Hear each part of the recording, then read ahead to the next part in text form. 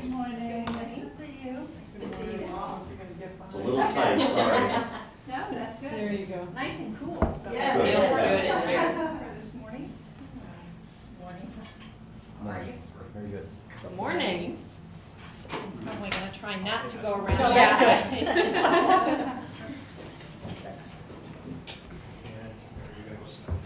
Okay. We'll let Mary in. I guess I have an assigned seat. Yes.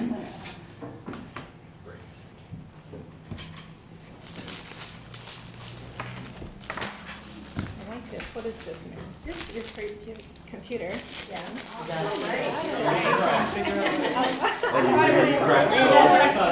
It has, It could be multi-purpose. it's for you to, for your screen on your computer. Oh. And then this is a brush for your keys. Oh. Right, so this is the, I'll do the That's demo. very This is nice. a brush for your keys. Oh, brushes on one side. Yeah. For sure. And the other one is for your screen. What a good idea. You always have the best swag. Everybody needs that, right? Yes. So Well, my Brian got it My actually. so I thought coworker you handed might me hers and I went to clean my screen, she's like, oh, you can keep it. Well, thank you. That's very good. Yeah. You're welcome. Get the dust out of your laces. You have a water source. Yes, that's good. Okay, so, welcome everybody. Oh, my breast, I'll stand up, like I'm in school. I'm going to welcome you to Making It Happen. I am the executive director. We have Brian Mooney down here from our team, just helping us with technical and anything that we might need as we go forward. And I wanted to welcome the senator. Thank you very much. This is an honor for us and an honor for everybody here to get the opportunity to chat with you, because we don't get that very often, right, guys? So it's a small group, but we're cozy, right? If we have the AC down, it's low, pretty low. If you feel like you're getting too hot, just let us know. See if we can push it down a little bit. And I'm gonna hand that over. Okay. Well, I'm going to ask everybody to go around and introduce yourselves and tell us all what you do. And we're delighted to have John Delina Wait, did you? on screen, coming from DC. I mean, Yes, ma'am. it's hot here, but it's hotter in DC. So, so we're sorry you're not with us in person. That's okay. Thank you for having me, though, Senator. I'll start to make it easy for you. I'm Frank Okay. Molina. I'm actually the Deputy Special Agent in charge of DEA's New England Field Division. I'm a Granite Stater, and for the last 7 months, I've been on a temporary assignment assisting the new DEA administrator with her congressional and public affairs outreach. So thank you for having me. I look forward to the discussion today. Great. Thank you for joining us. Next. Mary Drew from Reality Check, and we're in year 7 of a 10-year drug-free community grant, and we also have a recovery center where we do recovery supports and recovery coaching support groups. We have a grant through the Recovery Friendly Workplace also to go into employers and teach them how to be more supportive and less punitive toward employees who might have substance use issues. And we just applied for building communities of recovery through SAMHSA, so hoping to get that. Just a few things going on. Yeah. Monica Gallant, hello. Director of Prevention Services at the Boys and Girls Club of Shaheen Valley, as well as the Community Action for Safe Teens Drug-Free Communities Coalition. We're in our 4th year of funding. One of our specialty programs is the Children's Resiliency Retreat, in addition to the coalition work, which that's a recovery program for children who are impacted by loved one substance use disorder. Great. Thank you.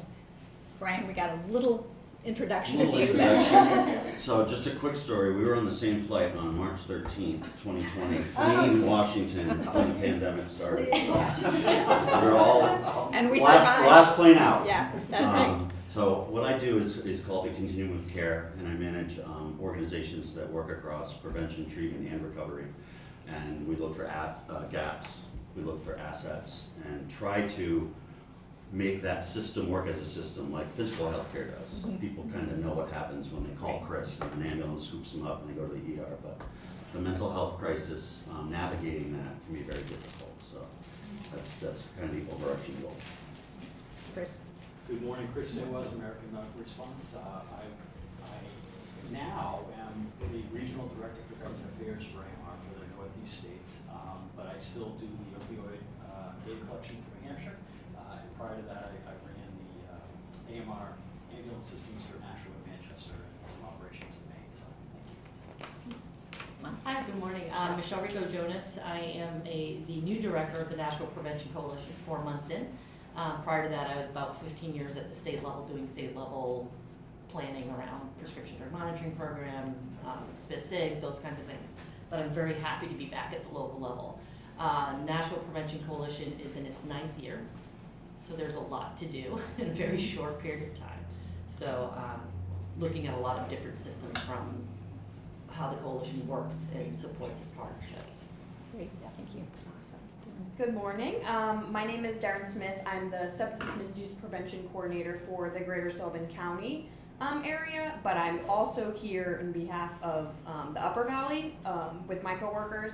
So I'm kind of in a unique position where we just got a DFC grant. We've had it for about 6 months now, so we are very much in the beginning phases of figuring out what we want to do. But I also see my teammates who are in, I believe, years 8 of their DFC grant, so they're talking sustainability and what happens next. So I'm really excited to be here and hear everybody what we're up to. Detective Steve Warden from the Laconia Police Department. I'm actually a representative today with Laconia Youth Alliance, which is also a DFC grant subset. And our focus is really the kids, all the different things that go along with that, the prevention, the education, the treatment. We have joined with multiple coalitions within our community to try to help build the educational piece in the schools. I was glad to see that John's here because that is what he's going to speak about later is something that we're very concerned about. We're also about doing things that kids want to do. We have kids that are currently doing in-school and out-of-school programs to help deal with the treatment and the overdose and the epidemics that face them. Thank you. Go around the outside now. I'm Chris Scott, and I work for Senator Shaheen. Thank you all for accepting my invite and being here today.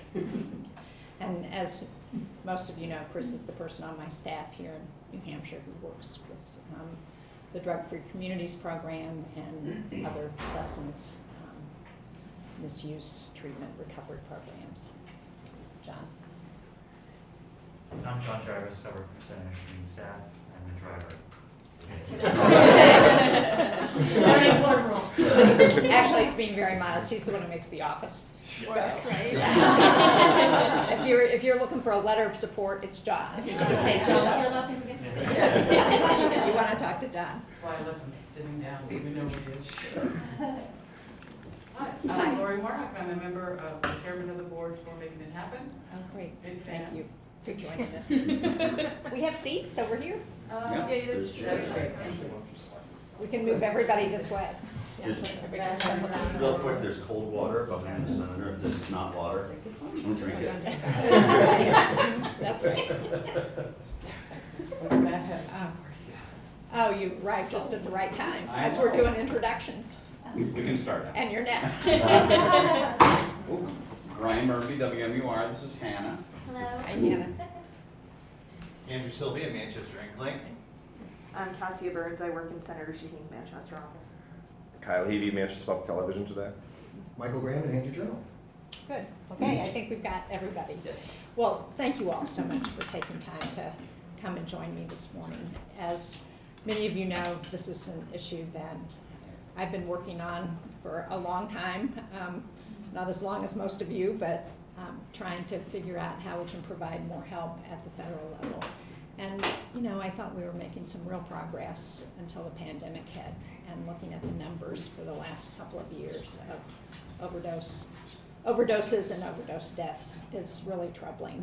And we've sort of stabilized that. I know, Chris, I'm going to ask you to speak to this in a few minutes, but mostly that's been because we've been so effective at using Narcan and getting that distributed to people. And sadly, so much of the progress that had been made before the pandemic has, we've seen some backsliding because of the pandemic.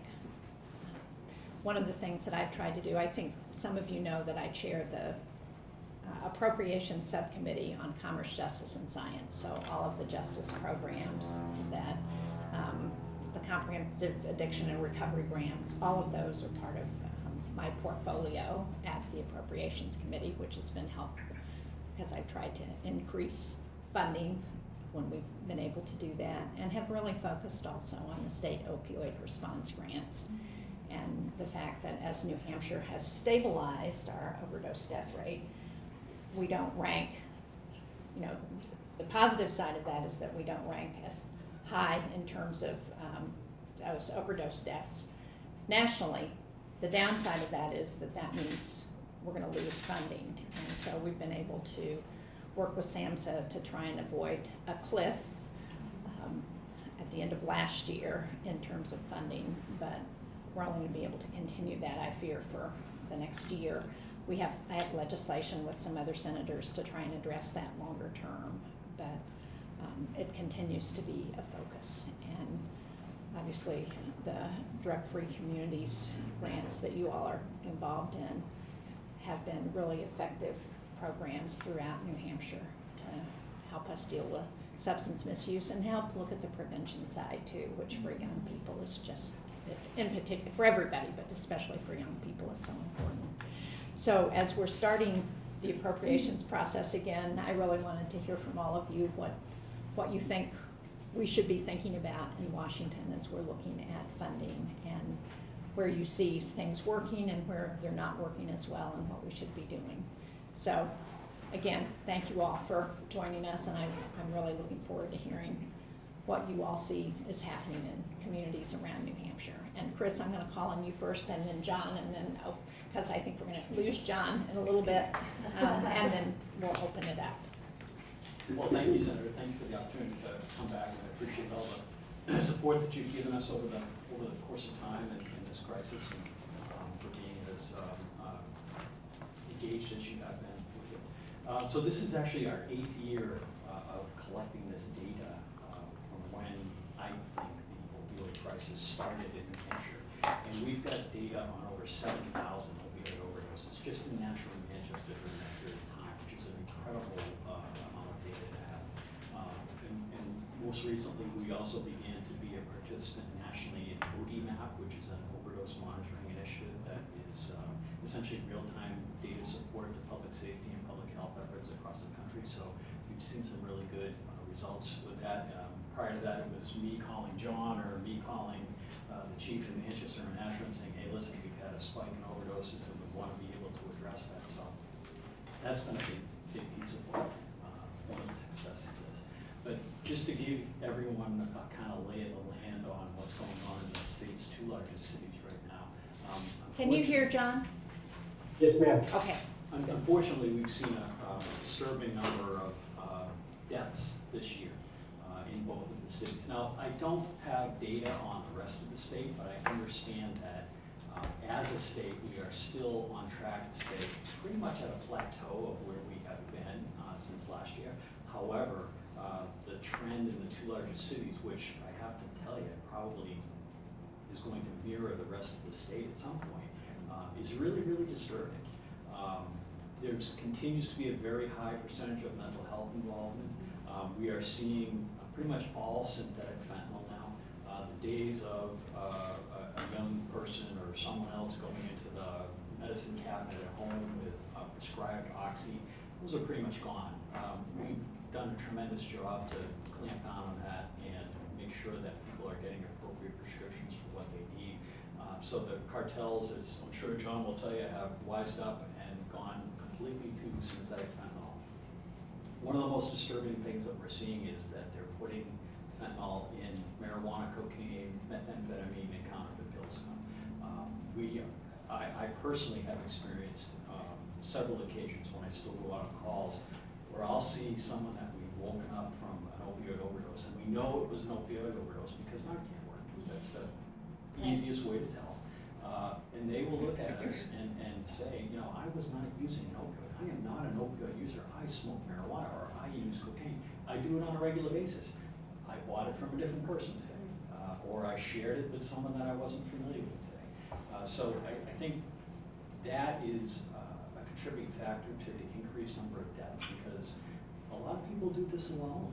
A lot of people spend time use their drugs, and when they do that, and there's opioids in the drugs, and they become unconscious, there's nobody there to give them Narcan, nobody there to see them. I think that's a huge danger that we are going to have to get a message about out to people so they understand that. The other piece of it is there's a significant amount of people that are in recovery now because of the efforts of everybody in this room, and that is the most dangerous time. So if you're using while you're in recovery and you haven't used in several months, and you're using the same amount that you were using prior to entering recovery, it's probably going to kill you. And if you're doing it because you feel shame and you're alone, which is not uncommon, you're going to be dead alone. So let me just quickly go over the numbers of what we're seeing. I put out my charts, but I'll do a quick snapshot of Nashua and Manchester, because although they're very similar cities in size, they're very different in the way the problem is presenting itself. So Nashua is on track right now through yesterday to have a 70% increase in the number of deaths versus last year. So they had 30 last year, we're projecting 51 this year. We've already, I think we're at 29 right now, so we're almost already past last year. The per capita death rate is 56.0. CDC death rate for New Hampshire, the last year they issued it in 2020 was 30.3, so we're almost double what it was in Nashua at that time. And the per capita OD rate is 263.8. Interestingly enough, the number of overdoses in Nashua is down 15% year over year, but the deadliness is up. And that's the fentanyl, right? It is, absolutely. And it's fentanyl in things that people aren't suspecting it's in. And here's where you see a remarkable difference. Well over half, 61% of the overdoses in Nashua, opioid overdoses, occur in residence. And almost 3/4 of the people report that they reside in Nashua. About 8% say they're homeless, and almost 1/4 of them have Narcan administered prior to the arrival of first responders in the US. So we have made significant strides in making Narcan widely available, affordable, and people understanding how to use it. Actually, that number's probably pretty low, the 24%. That's only the number that people report to us that has been given. We don't know if somebody doesn't call 911, what's happening.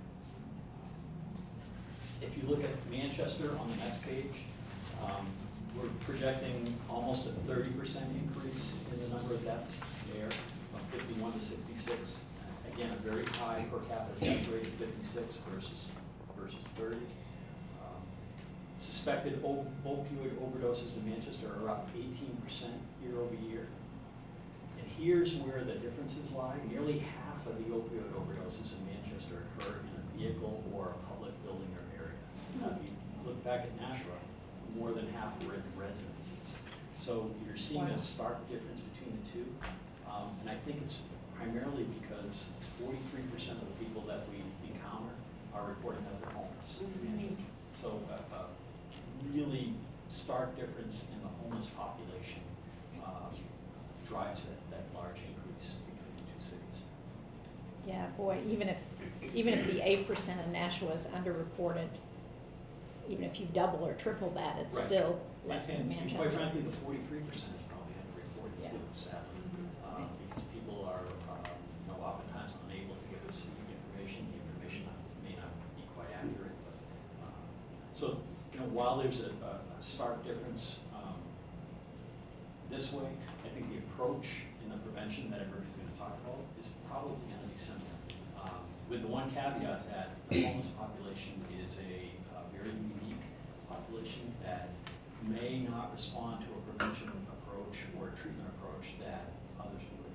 And I think you have to keep that in mind and tailor your approach to your audience. And the rest is our statistics. We look at demographics. We look at whether it's first encounter with somebody, second encounter, or beyond, male, female, and those are things you can certainly take the time and look at. I put this information out once a month, and I hope that everybody uses it to create some strategies and make some things work. So. This is really important data. Yeah, And this if is you're not really getting helpful. it, I I will give you my email address before you leave, and that goes for everybody else in the room, and I'm more than happy to share it with you. Yes, we get it. So thank you, Chris we gets it. appreciate No, it. Chris gets it. Yeah. Kind of why we're here today. Chris, one of the numbers you track is the subsequent overdoses, and that in Manchester sits around 50%, which is a huge opportunity for prevention and test strips and Narcan. So Yeah, that's a great, It's a number great we point. watch. And that's only, we only know about, or I only know about repeat patients in those two cities. So somebody could be doing it in Laconia, I don't have that information, you know, it could be Merrimack, wherever. But just that information alone, that's a target audience of people that you know are doing it on a routine basis. It's very cool. John, can we? Senator, again, thank you. I'm going to try to be brief. I promised your favorite staffer, Chris, that I would keep it to a little over 5 minutes. I want to talk a little bit about DEA's One Pill Can Kill campaign. And the reason why I think it's important, because this is something that's not just an enforcement effort, although it's been a highly successful one. It truly is an outreach and prevention effort that we've seen has gotten some traction. This is something that people throughout the country have now sort of caught on to. So we want to continue to parlay that as best we can. We know better than anybody in New Hampshire just how devastating this crisis is. And it's not a small town, regional state crisis anymore. This is something that's completely affected our entire country. It's a public safety, public health, and truly a national security crisis, which is why we need to do more than ever before. We actually have 107,622 reasons. 107,622 reasons to have these conversations like we're having today. Senator, nobody knows better than you that these numbers continue to climb. I think when I first started in New Hampshire and was showing a slide like this, it was 89 or 90,000 Americans that were dying of a drug overdose. And now we're up to 107,000 and counting. And, I heard, Chris, I heard you talk about the counterfeit pills, and I'm going to talk about that, but I want to make a clear distinction up front. We've actually shifted away from the word counterfeit, and we're now using the word fake pills, and we've done that for a very important reason. There's still a group of people that associate the word counterfeit with maybe just an off-brand pill or a pill that maybe came from a pharmacy in Canada or somewhere else. We want to be clear. These are fake pills that are made by particularly two cartels that are pumping more drugs into this country than ever before. And it's deliberate and it's calculated treachery on behalf of both of those cartels, the Sinaloa and CJNG cartels, who are working hard every single day to addict more Americans than ever before. And for us, we've all seen this. It's enough to fit on the tip of a pencil, a deadly dose of fentanyl, Chris, and all of you, you know this too well. But, as you mentioned, Chris, fentanyl has become the ultimate shapeshifter. We're seeing it now in everything. We're seeing it not just in these fake pills, which are so insidious because they're truly targeting Americans, and particularly younger people. But they're putting it in things like cocaine and methamphetamine, and they're doing that on purpose, right? There's a reason behind it, and the reason is if you're somebody who maybe recreationally is using a drug like cocaine, you might only be buying cocaine once a week or once every couple of weeks. That doesn't work for these cartels. They want you to come back every day. So they're purposely putting fentanyl into these drugs to try to create an opioid addiction in you. That's what they want. They want you to come back every day, all day. And if they happen to kill you along the way, they're okay with that because that's their business model, is to just continue to bring in new customers all day long. So they're not worried about it. Let's talk about the pills for a second. They've gotten really good at making these pills. Truly, our best law enforcement partners, our best DEA folks, we really can't tell the difference in what these fake pills, have in them until they get to the lab and until they get analyzed. And, you know, Senator, you've heard me talk about this before. The Adderall is what really has, you know, my blood pressure boiling, right? Because that's a specific move on behalf of these cartels to target young people, right? There's no other reason for them to be doing that. And what we started seeing now, well over a year ago in New Hampshire, which was Adderall laced with methamphetamine, we're now just seeing Adderall laced with fentanyl. That's truly what they want.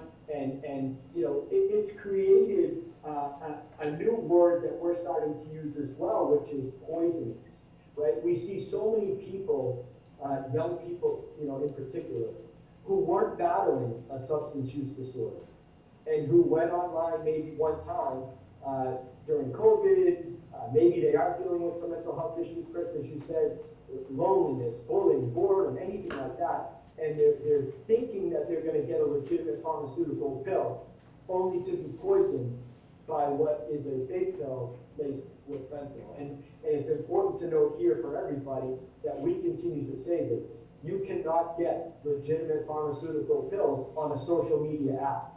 Yet so many Americans think that you can, that they're willing to go out there and try it. This is what a medical grade fentanyl laboratory is supposed to look like. And this is what it looks like where they're making the fentanyl and ultimately the pills that are killing 107,000 Americans. There's a distinct difference there, and that's what we need people to understand. And the other thing is, so many deadly drugs right now can be contained in such a small amount. That's over 1 million fake pills on that one shelf. It's not what you would associate with so many pills and so many deadly doses. And again, DEA is still, we're looking at least 4 in 10, now closer to 5 in 10 of the pills that we're analyzing contain a deadly dose. Okay. That's how dangerous this has become. And that's how easy it is for them to transport them. So dangerous that DEA issued the first public safety alert that we had done in years to notify Americans of just how dangerous this is.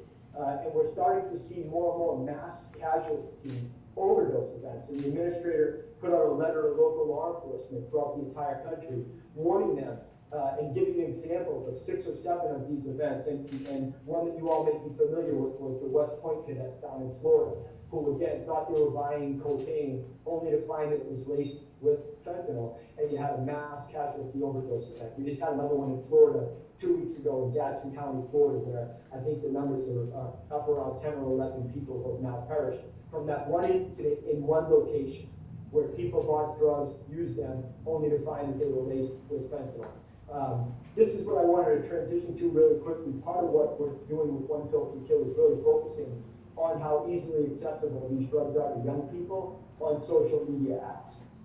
And we need to make sure that we are informing our constituents, particularly in New Hampshire, that people, you know, need to have a conversation with their children. That the days of a drug deal happening in a scary dark alley somewhere, or traveling somewhere in a street corner to do it are gone. On any of these social media apps, these cartels are existing, so they're actually in all of our homes. We need to make sure that young people are aware of that, and we need to push that message. And they're making it easy for them, and they're making it attractive for them. DEA published this, it's an emoji code decoder, based on investigations that we actually conducted, where we actually saw these social media apps being used for drug trafficking. These were some of the examples of how they were communicating with young people to explain what some of these drugs look like. And in just one phase of the One Pill Can Kill operation, these are some of the platforms that we had tied investigations to people that were actually dealing these drugs online, especially to young people. Here's just an example of what some of the seizures look like, and they're always trying to find ways to make it marketable, especially to young people. We've seized so many pills as a result of it. Last year alone, DEA seized 20.4 million pills, 20.4 million pills, and just countless arrests and weapons associated with these violent criminal organizations who continue to sell this stuff on our streets. If you look at that QR code, and I'm going to leave it up, it'll take you to, we have a One Pill Can Kill resource page where we partnered with a media organization which will allow people, to see everything that I sort of just put on for you there, but also give you stuff to put out on your social media. We need to continue to aggressively pound this message and explain to them that right now in our country, it's not demand that's driving this thing. It truly isn't. This entire thing is being driven by those cartels and it's supply. They're driving addiction in all of our neighborhoods, in all of our homes, and we're all paying the price because of it, because we keep losing friends and family and neighbors, and it's got to stop. One pill can kill, and really now it's one pill, one use, one time can kill. And that's really what I want to leave you with. The last thing I'll say is, I'm always so proud of New Hampshire. I live there, I represent all of New England. I truly see just how New Hampshire comes together at an event like this. And I always say that to the DEA administrator, that New Hampshire brings the people to the table that are ready to roll up their sleeves and work. And one of the things she asked me 7 months ago when I came here was, what are we going to do to meet this moment? What are we going to do to meet this moment? And I look at an event like today, and I say, this is just another example of how New Hampshire is ready to meet this moment. We're going to have ups and downs. We need to continue to educate ourselves, inform all of our friends and neighbors of exactly what's going on, so everybody is aware of just how dangerous this is. So thank you for the time. Thank you. You should tell the administrator that I have told the story that she told to a group of New Hampshire business people this summer multiple times, and to my grandchildren. She said that she gets her kids and friends and relatives together, and she takes about 12 to 15 grains of salt, puts it in her palm, and says, this is what is in fentanyl, and it will kill you if you take it. And that gets a reaction from kids, because when they see how little it takes for fentanyl, hopefully it helps open kids' eyes. Also, it's one of the reasons we need the new lab that we're going to get here in Manchester that will help all of the New England states, but it will be nice to have it headquartered in New Hampshire so we can identify substances. Absolutely. Very And quickly. thank you for all your work on that, Senator. Thank you. So, I don't know how long you can stay, John, or if I'm you gonna can stay. answer. Okay, good. So, does anybody have any questions? Do you want to respond? Tell me what you're seeing that's working in your communities to address this challenge. I can start. Good, that'd be great. So a couple of things that are happening in the Milford and Shaheen Valley region are, one of the things that we're really focusing on is mental health, and I'm glad that you mentioned that, Chris. That is a major concern of our youth, and we work primarily with youth and our community leaders, and we're doing things like providing team mental health first aid training to them. And that's what they want. They want to know how to respond to their peers. Mm-hmm. So that's a really critical piece. The other piece that we're really focusing on is earlier prevention efforts. So we are collaborating with a 2-year-old coalition, Milford Thrives Early Childhood Coalition in Milford.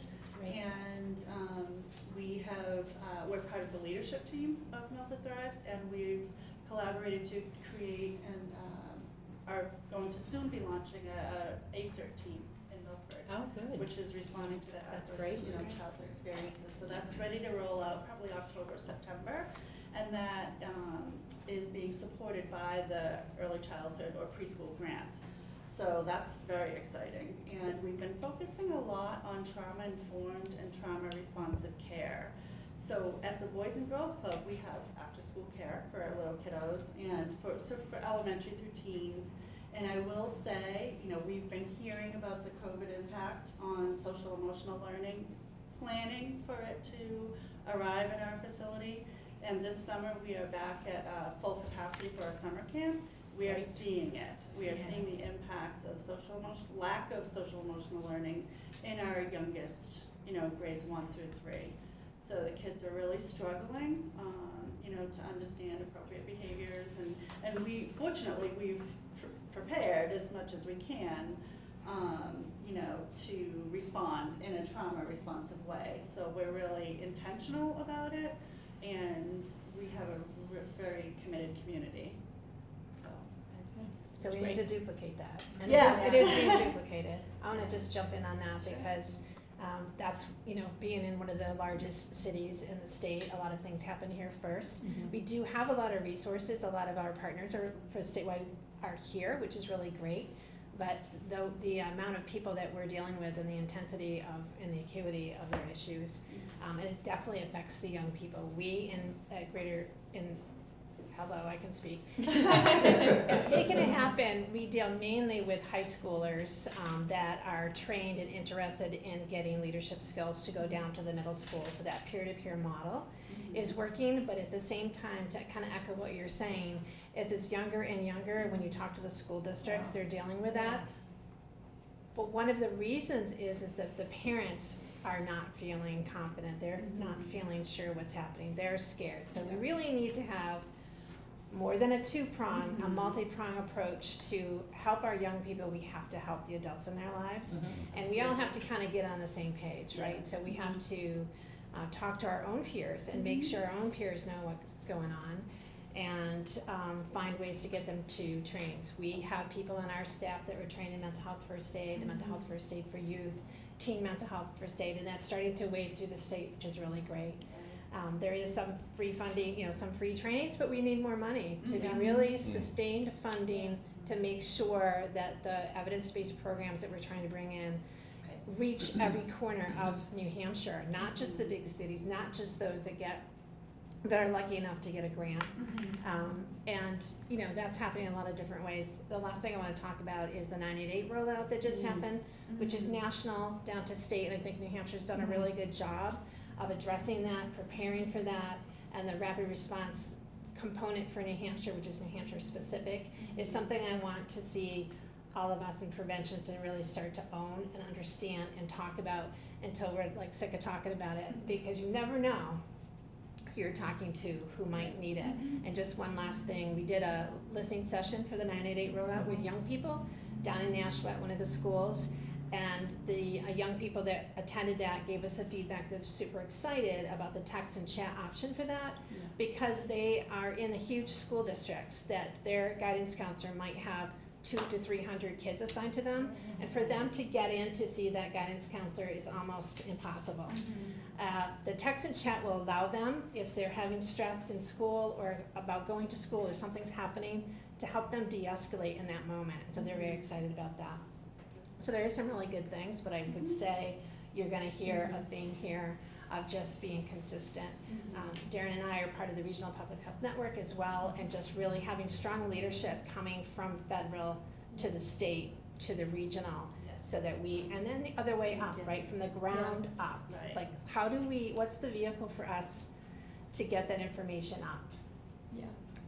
And taken into consideration, I would say, and which is hard with grants, because sometimes they come, they have a lot of strings attached to them.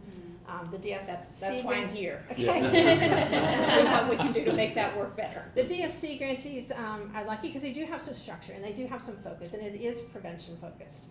But for a group like Making It Happen, who is an alumni of a DFC grantee, we're in our 25th year, and our problems, as you dig in and you get into it deeper, you start to say, oh, we need emotional learning, we need training, we need to help the parents, we need recovery centers, we need numbers. So if there's a way that we can try to have that conversation on a more regular basis to inform what you're there in Washington helping us to get, that would be great. Yeah, I would love to jump into, I think just echoing how connected mental health and substance use, it's just, we are seeing it so much, and we're expecting with the new YRBS results to come in that we're going to see huge jumps in both. So I work for Greater Sullivan County Public Health Network, and so we have kind of a unique place because Claremont and Newport used to be big mill communities, and now that mill employment isn't really an opportunity. There's just such high levels of poverty, low employment, and I think a problem that I'm seeing, so I do a lot of youth work too, so youth mental health and youth substance use prevention. We're seeing that because there's a lack of transportation, kids have to walk home from school, and they're basically being given drugs on their walk back from school. So something that we have been able to help do through this grant is provide an after-school program where kids are not just able to get off the streets, so they're not physically being given that drug. This group is really cool where they're teaching them like life skills, like how to cook, and they're also donating the food to the local food pantry, which they're probably also getting food from, or how to sew, talking about finances, and they love it. So I think, so they're building that community, right? yeah, and they're making friends, it's helping with their mental health, so they're building those connections. And I think I have a list of like successes that we've done in our first 6 months, so I'll give it, if anybody wants it, you can feel, I have plenty, but I won't go into every single one, but I would say that's a huge part in trying to manage so many different things at once has been really helpful for our kids. And so where did the funding for that come from? This Youth Can is now funded through a DFC grant, so we're in and like month does that 6. fund the after-school program as well, or is that done through like the 21st Century? It's, the activities are funded through it. Staff are volunteering their time because they see what's happening and they're heartbroken at what's happening to these kids.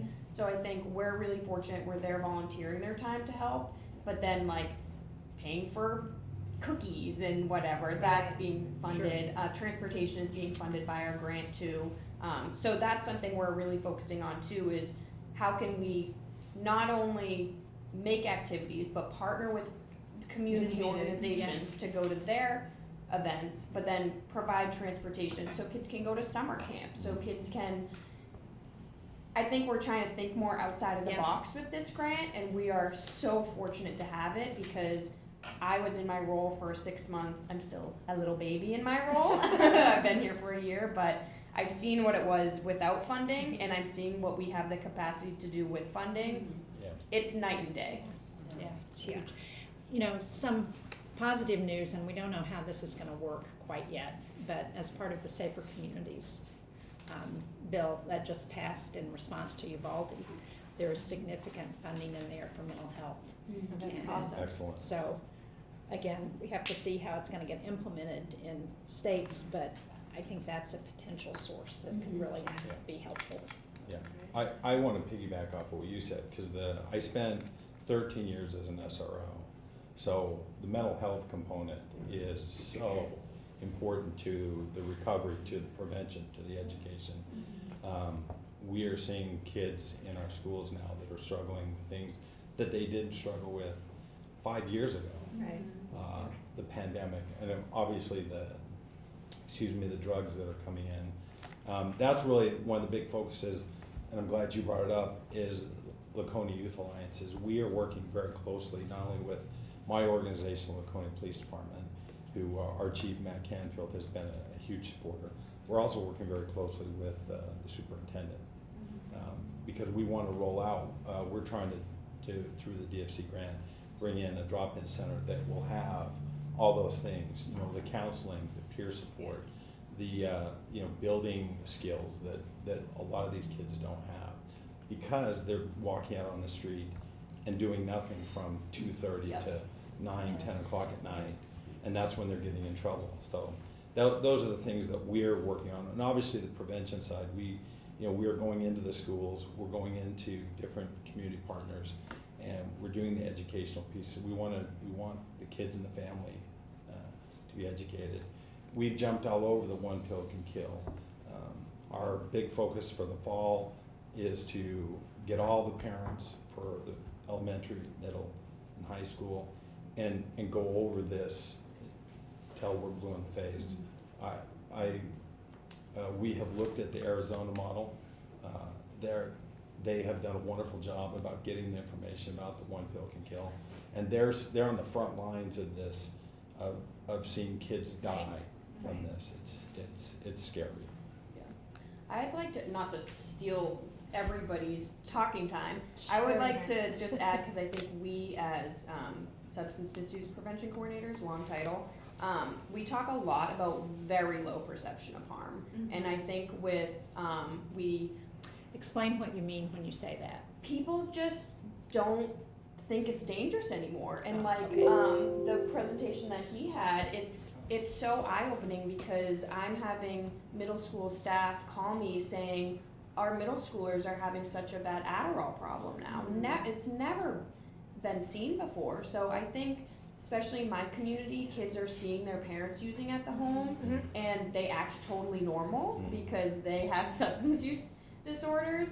So in their brain, they're like, oh, I see mom smoking a joint at night, so I can do that too. Right, So it's not that's gonna hurt something me. that we are having a hard time with, is how can we change those perceptions?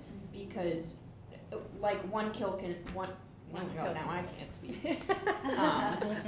We're scared for, like, our middle schoolers Again, having I an think Adderall problem. when we get to YRBS, I think that it's gonna rock people's world, because I think they're Yeah. gonna say that. I think the perception of harm Yeah. is gonna go down, and also, there's questions on there about, parents' approval, and they'll Yep. be like, well, my parents are doing that too. Yep. I don't wanna, like, characterize every parent, because there's a lot of parents that are working really hard at Oh, this. absolutely. But, one of the things I think is not helping us at all, and it's the vaping issue that is pervasive Yeah. Yeah. throughout. And now, at the school level, I was seeing probably 5-to-1 THC vapes to tobacco vapes.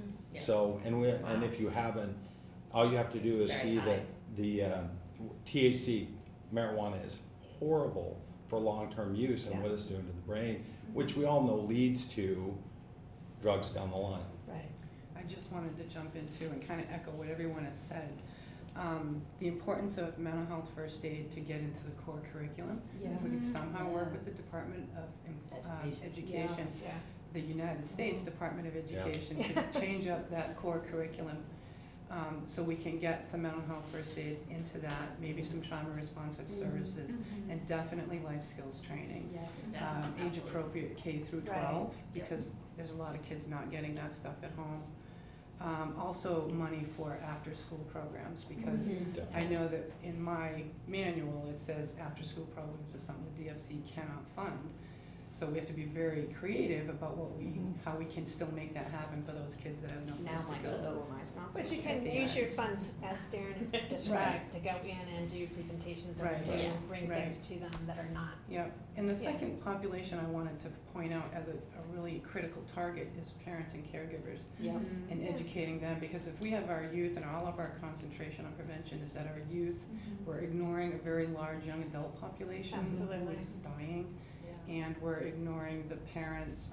We work with DCYF to try to get those parents education in the home, so they can keep their kids, because there's no place to put the kids, there's no foster care. So we're trying to make sure that that the parents are educated too, because it's not gonna do any good to keep pulling kids out when they go home, and it's okay to smoke a joint with mom and dad. And the other thing I would suggest to get into the core education is the social emotional learning as not an option.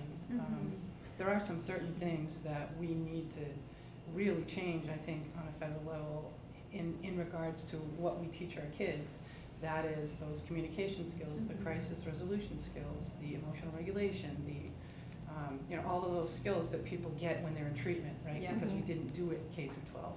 They have to get into addiction and then go into treatment to get those. How do you cope? How do you communicate? How do you resolve crisis? How do you regulate your emotions? So we should not be waiting till people come out of treatment or go into treatment to give them those skill sets. So I think we And need those to build- programs exist, in our elementary school in Madbury, that's one of the things that they start from day one. Kids come in, and there's a component of anti-bullying, there's a component around respect, around how to resolve conflict, all of those things. So we don't have to reinvent the wheel. Right, exactly. And just as kind of we were mandated to offer those teachers the 2 hours of suicide prevention, that these other things are just as critical as life skills training, that kind of stuff is just really critical to get in. And I would And just, I'm- what, just one quick. Okay. Oh, Oh my jeez. gosh. I don't know if that's a sign. I missed it. really wanted to speak out. Well, I just want to say that, yes, I think we should work with the Department of Education. We also should open our minds to, giving fund to supporting, to continue to support groups like the DFC funding Right. to go in and partner with the Yeah. schools, because the Right. schools are gonna push back and say, we have to get these grades, their numbers up, And they right? have no money and Right, they're so- tapped out for time. They have, But there's it's so solutions. difficult to engage. Yeah. So I'm gonna jump in. Good. Jump. How are you? Good. So it's really interesting. Most of you know, I just came back from the CADCA Coalition in Florida. And of course, my brain is popping with all sorts of really fresh and new ideas, which is timely for the National Prevention Coalition, and I think any of the other folks that were there. And that I think when we look at how we use data, I think is really critical, and how we as DFCs or coalitions who have gone beyond DFC, how do we look at that data so that it informs what we need to pay attention to? So if we're knowing that the young adults are becoming more addicted faster, how do we look at the programming at the younger level for protective factors, and building on that? So that was a key message this week, was not just looking at what's going wrong, but what's going right. Yeah. And where we need to place it. And timing is critical. Timing is absolutely critical. So I know we've talked about elementary school and middle school and high school, but there's also just even the environment when they're just growing into kindergarten. So what is that sort of across the lifespan prevention toolkit, so to speak? Somebody mentioned parents being one of the hardest sectors, as we call them, to grab. And when I was doing this work some 20 plus years ago, we did design a program. You'll all laugh at this. It was modeled after Pampered Chef parties. But basically what we did is we Sounds gave, like fun. right? You find a champion, because how many of us have the same 5 parents who are gung-ho doing it all the time? So grab those 5 parents, give them 16 invitations, invite your friends to your home, and then let me be the speaker, or someone in our coalition to be the speaker. And then they begin to sort of feel more relaxed, because it's not, hey, come meet us at the school, or come meet us at this other place. It's in their home, and it's with their friendships. And then they realize, wow, I didn't realize I'm not alone in this. Like Right. someone else was dealing with this. And then they start to build relationships, and then they become, okay, next person. And like any Pampered Chef party, you try to get 1, 2 more people so I have this program that we're resetting, and I'm excited to bring it to Nashua and happy to share it with any colleagues. It doesn't cost a dime, except for maybe some paper. But it's a great approach to meeting people where they're at, versus saying, come to the high school again for where you get 150 kids going and just getting tchotchke bags, and is that really meaningful? So that builds on, building that community, but also that peer-to-peer model. Yeah. Exactly. Parents need their peers to work And together. I think this can be used really with any sector, if you think Yeah. about it. If you want to get law enforcement together, and how they're working with it, Right. youth. Again, you find a couple youth who are going to invite their friends and say, Yeah. and build that, because it's always somewhat the same youth too, sometimes, that we're championing or coming to the, to the thing. Senator Shaheen, you mentioned, or someone mentioned around the table about some of our networks that we have existing in the state. We do have the public health networks.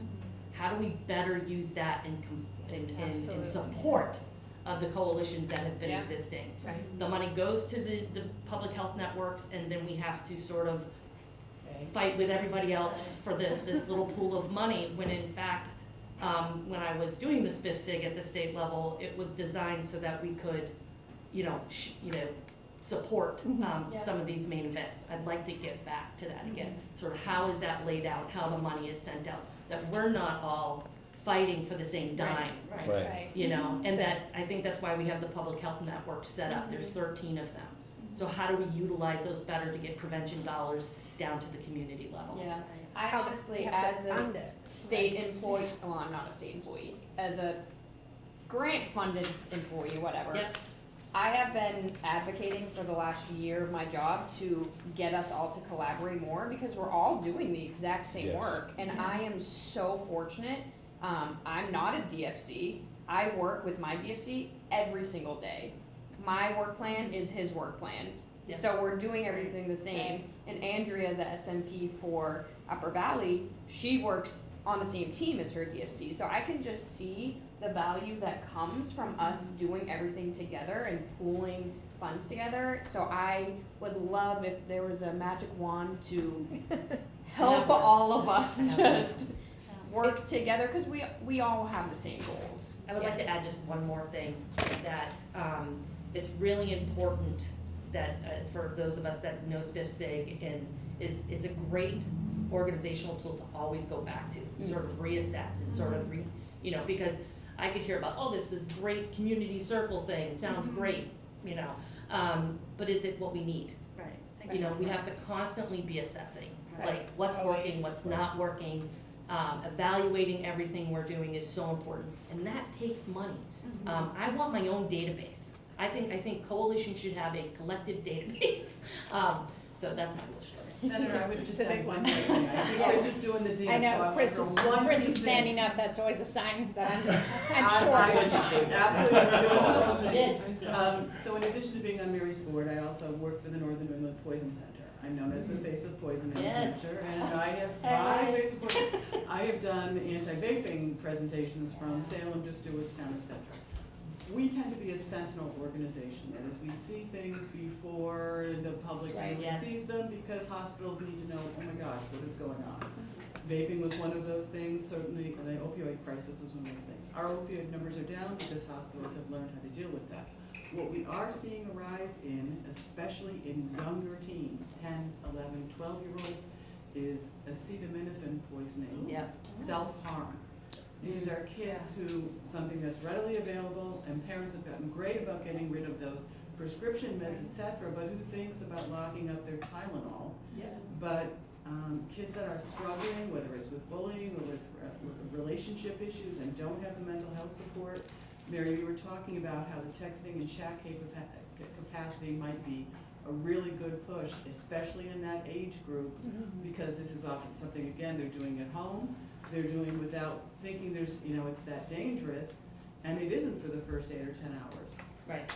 There are no symptoms, but by the time they identify that they've done something, they could be on their way to serious organ damage and organ failure. So, and the fact that it's these 10 and 11 and 12-year-olds, it's really the most striking piece for us. So as we're talking about mental health care, the idea that we really do need to be focusing on those younger and younger students is crucial. And these agencies, they have all dragged me in to do vaping presentations, and I'm grateful, because our services are free to you. You know that all I get is a Dunkin' Donuts card, and I'm always grateful, thank you. But, the more that we can support them in the on-the-ground grassroots work they're doing, really appreciate it. I can Okay. confirm what she says. I've Yeah. actually seen in the last month a couple of cases of Tylenol and aspirin. Elliot's hospital has been calling us, I absolutely. looked at it and said, well, that's strange. Don't see that very often. It's the. Okay, so we're in the middle of our appropriations process. Over the last 5 years or so, one of the things I heard in this kind of a roundtable was we need to expand the programs that cover opioids to be able to cover meth and cocaine. So we were able to make that change. DFC, I heard from folks saying it needs to be more than just one opportunity for grant funding. Right.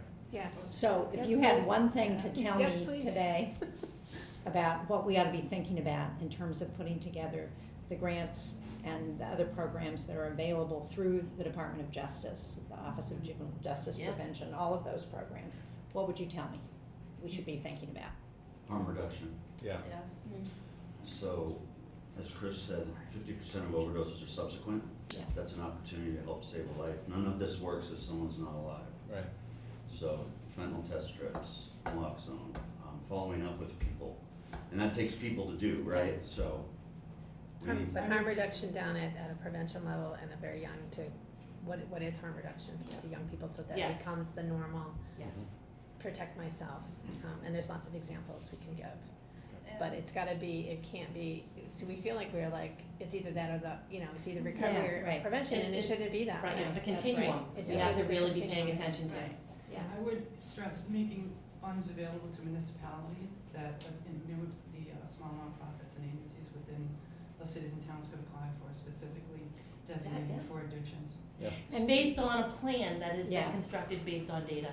And has anybody Sorry, seen any of the money that came through the American Rescue Plan be used in your organizations? So we applied to it, and we're waiting, and I've heard we didn't get what we asked for.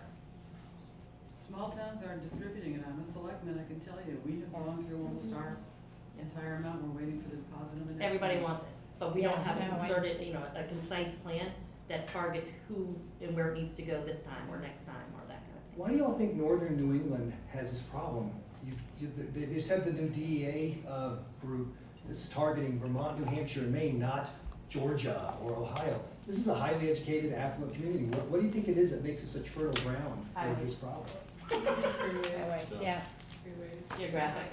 and small towns and, Rural, Yeah. not much Rural. to do. yeah, Yeah. and limited law enforcement in many of those small Yes, towns. absolutely. And mental health providers. Yes. And with the, yeah. and that's an epidemic of itself, the lack of law enforcement throughout the country. A lot Yes. of the layouts this year haven't renewed the licenses either. And So that's right, one of we the need things we do is try to. more. It's also getting data to some of those people as well, with the state prescription drug monitoring programs. It's critical that we have, local people have access to that data. Like Yeah. EMS doesn't even have access to that data yet, and they should. And why is that? The state has Because the not- state's not wanting to do it because of privacy issues. But we ought to be able to figure that part out. Yeah, we can should figure talk out. about that one. Thank you all very much. Thank you. Thank you so much. Yes, I do. I also.